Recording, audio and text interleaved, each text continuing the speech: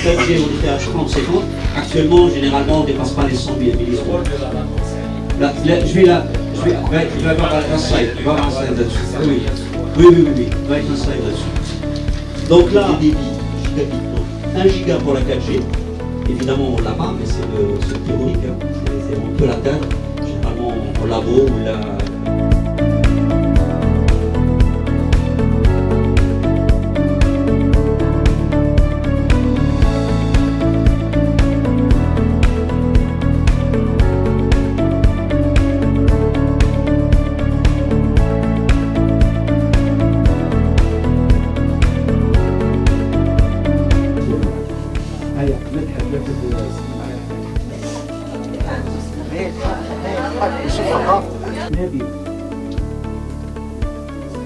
نبي مات.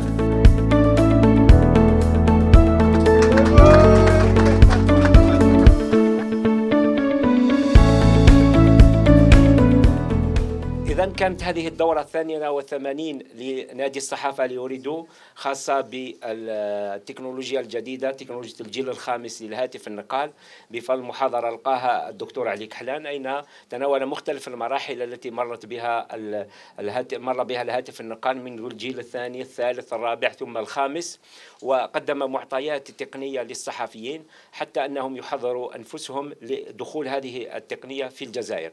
فممكن نقول أن أوريدو مستعدة لإجراء التجارب بعد الحصول على التراخيص الرسمية من سلطة الضبط، وأنها كذلك مستعدة لإدخال هذه الخدمة في الجزائر لما السلطات العمومية تسمح بذلك وفق دفتر الشروط.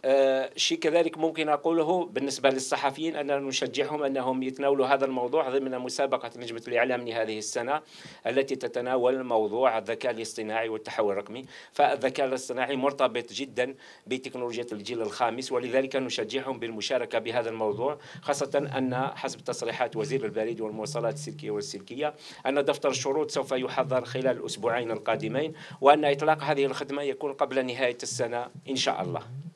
On peut gérer tout ce qui est production qui nécessite de la connexion bien sûr Internet, mais également de l'automatisation, la robotisation éventuellement à les usines et autres. La 5G le permet, la débit qui est plus important, mais également la latence, la rapidité avec laquelle la connexion répond aux données qu'on émet ou qu'on reçoit. Par exemple, très souvent on prend l'exemple les voitures autonomes qui doivent avoir un temps de réaction pratiquement plus rapide que les insans, parce que l'être humain il est lent. Hein. La réponse de l'être humain généralement ça peut être une seconde, alors que la machine c'est temps réel, pratiquement 1 millième de seconde.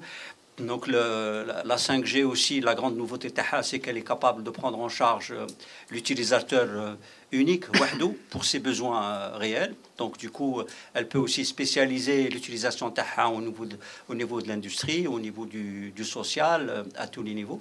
Et avec l'utilisation de l'intelligence artificielle, elle va encore plus loin. Parce que elle peut s'auto-réparer, elle peut prendre en charge des décisions de façon à éviter les pannes, de façon à optimiser la consommation de l'énergie, de façon à optimiser même la consommation des données. Et surtout, au niveau de l'enseignement par exemple, le fait que la 5G est capable d'obtenir des débits extraordinaires jusqu'à 20 gigas, on peut faire de l'enseignement à distance d'une manière beaucoup plus intéressante, beaucoup plus rapide bien entendu.